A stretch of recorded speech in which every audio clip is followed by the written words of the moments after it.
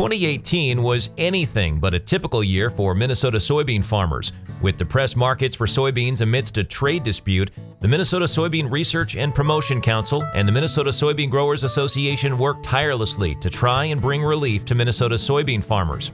While biodiesel, led by a few bearded celebrities, dominated the headlines for the council, investments in research and production, foreign markets, new uses, and new varieties helped fuel a successful 2018. Along the way, the council continued to promote high oleic soybean oil, made investments into the feasibility of adding a northern crush and biodiesel facility, and submitted comments to the U.S. Trade Representative as it opens trade talks with Japan.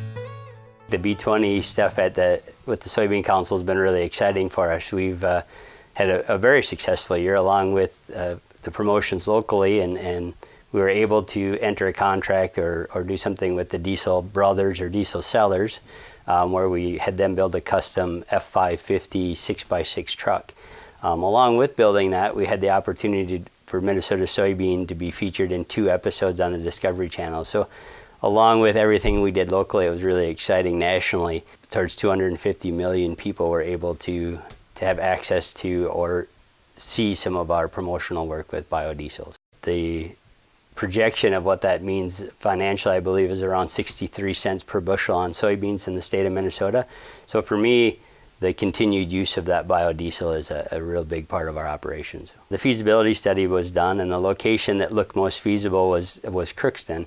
Along with that, there were some conservative projections that said it could mean a 10 to 20 cent increase in basis or decrease in basis essentially for those farms. So in a lot of ways, it looks good for Minnesota and in the industry, but very beneficial to those northern farmers that need that improvement in price.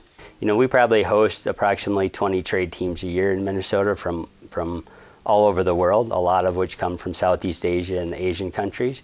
But even with what goes on in D.C. recently and the issues we have there, it's really important to us as the council or as Minnesota farmers to educate our buyers on the quality of product that we can deliver them and continue to promote our product with them.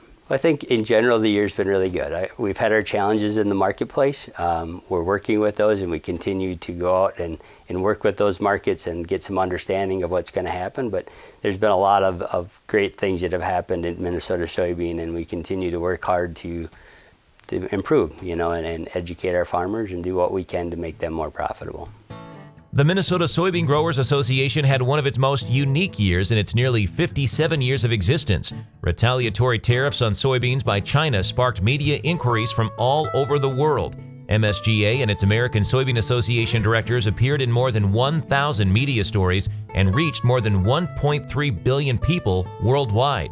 Closer to home, MSGA sounded the alarm on the Board of Water and Soil Resources' attempt to hike the administrative penalty order to heavily penalize those farmers not in compliance with the buffer law. 4 days later, Bowser's executive director issued a public apology, and its board voted down the proposed hike. In session, MSGA worked to pass several bills to help aid farmers, only to see Governor Mark Dayton veto the legislation. Due to the sheer volume of complaints about dicamba, over 250 if I remember right, the state of Minnesota basically wanted to pull the label on dicamba. And then on the other side of the equation, we had farmers who have documented resistance to both Roundup and Flexstar type active ingredients who thought the product was absolutely necessary. We formed a task force to try and go about this in the most scientifically rigorous way we could, and try to involve all parties, the University of Minnesota, the Department of Ag, other farmer growers, industry experts, and we sort of got what we got out of those meetings.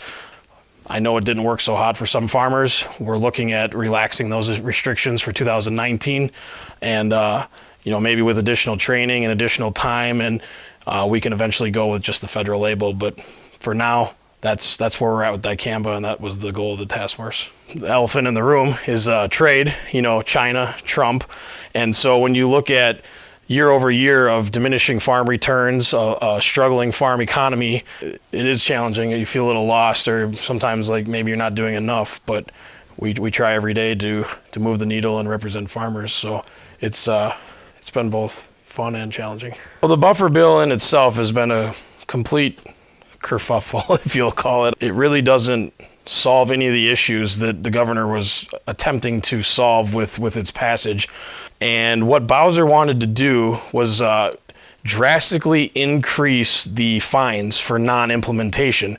That is something that you can calculate right down to the dollar what that would have cost you. It's different for different people, but I know the challenges in conforming to the buffer rule, and I know the lack of support that we had from the government, and I know that these penalties were going to be extremely steep. And so, yeah, our efforts certainly saved some farmers some dollars in that instance.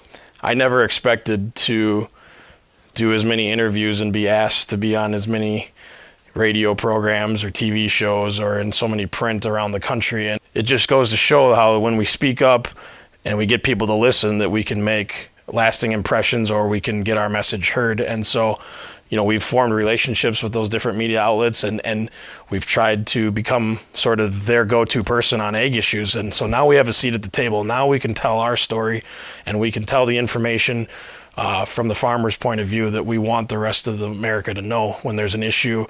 It's going to be hard to forget dicamba and trade. Certainly, those are two big issues. I hope we're coming near the end of resolving the dicamba issue. Trade is yet to be seen, more of a national issue. But I think also is, just sort of the general feeling around agriculture. It's a little bit somber right now, and I think it's largely to do to economics. But I feel the Dayton administration was very anti-agriculture. Our voice, as strong as it was, will be even stronger in Walz's administration because he respects us, he respects what we do, and he wants to work with us rather than against us. And so, 18's in the past, got ugly at times, but we're really looking forward to 19. I think it'll be a great year.